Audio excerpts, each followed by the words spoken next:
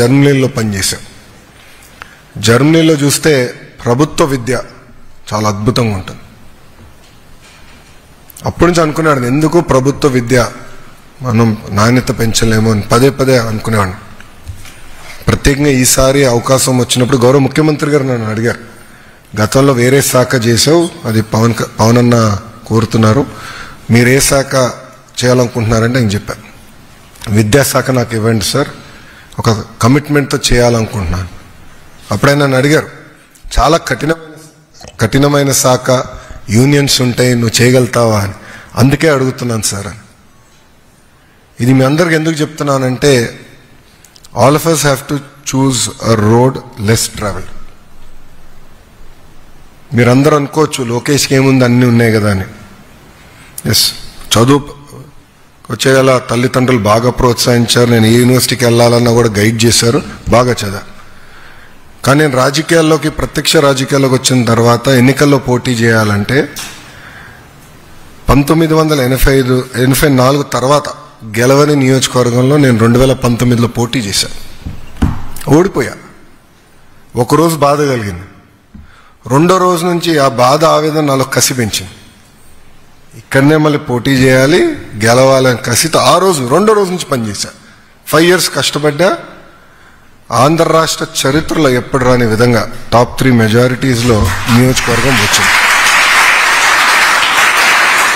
ఇది మీ అందరికి ఎందుకు చెప్తున్నానంటే, there is no replacement for will power, there is no replacement for hard work. ఇప్పుడు విద్యాశాఖ మంత్రిగా నేను అయిన తర్వాత కూడా అనేక సమస్యలు ఎదుర్కొన్నాం. నిన్న మొన్న కూడా యూనియన్లతో సంప్రదింపులు చేశాం.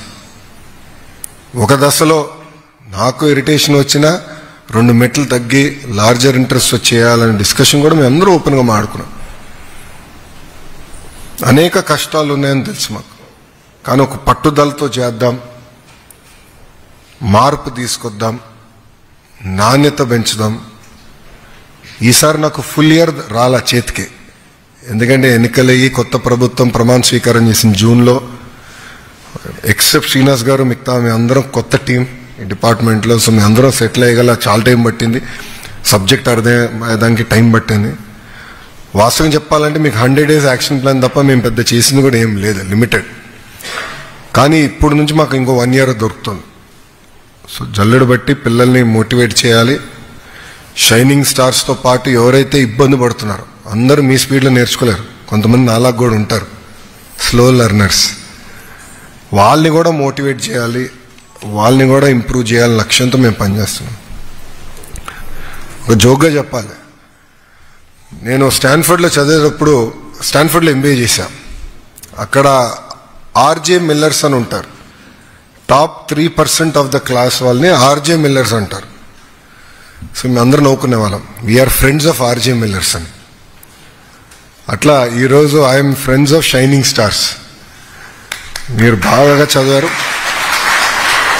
బాగా కష్టపడ్డారు, ఒక పట్టుదల, ఒక కమిట్మెంట్తో ఈరోజు మిమ్మల్ని ఇక్కడ కూర్చోబెట్టి, మీ మెరిట్ ఈరోజు ఇక్కడ కూర్చోబెట్టింది.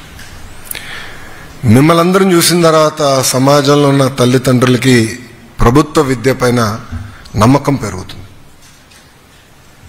నేను ఎంత మాట్లాడినా, శాసనసభలో నేను ఎంత మాట్లాడినా, రిజల్ట్స్ విల్ స్పీక్. నేను అదే అధికారులు చెప్తా, అవుట్పుట్లు కాదు, ఎన్ని గంటలు చదువు చెప్పాం కాదు, ఎన్ని సార్లు వచ్చారు కాదు, నాకు అవుట్కమ్ రిజల్ట్స్లో మనం చూపించాలి సమాజానికి. ఒక్క నంబర్ పైన మనల్ని మెజర్ చేస్తారని పదే చెప్పాడు. ఈరోజు మీరు ప్రభుత్వ విద్య పైన నమ్మకం పెంచిన వాళ్ళు అవుతారు. నిజంగానే I'm very proud of you. You are the brand ambassadors of Andhra Pradesh. వచ్చే సంవత్సరం నుంచి ప్రైవేట్ సంస్థలతో ధీటుగా మేము కూడా యాడ్లు ఇవ్వబోతున్నాం. మీరు యాడ్లు చూస్తారు కదా, రిజల్ట్స్ వచ్చింది అది 1, 2, 3, 4, 4, 5 అనే యాడ్లు ఇస్తారే, వాళ్ళతో ధీటుగా మేము కూడా ఇద్దాం నెక్స్ట్ ఇయర్ నుంచి. ఆ క్వాలిటీ తీసుకొద్దాం అనే లక్ష్యంతో మీ ప్రభుత్వం పనిచేస్తుంది. ఇక్కడున్న నిజంగానే ఆడపిల్లని నేను అభినందిస్తున్నా. ఒక పట్టుదలతో మీరు చదివారు, ఇక్కడితో మీరు ఆగకూడదు. నేను చాలా స్పష్టంగా గమనించింది ఏంటంటే, గతంలో అందరం జాయింట్ ఫ్యామిలీస్లో ఉండేవాళ్ళం, అంటే 2-3 తరాలు కలిసి ఉండేవారు. దాంతో వాల్యూ సిస్టమ్ ఒక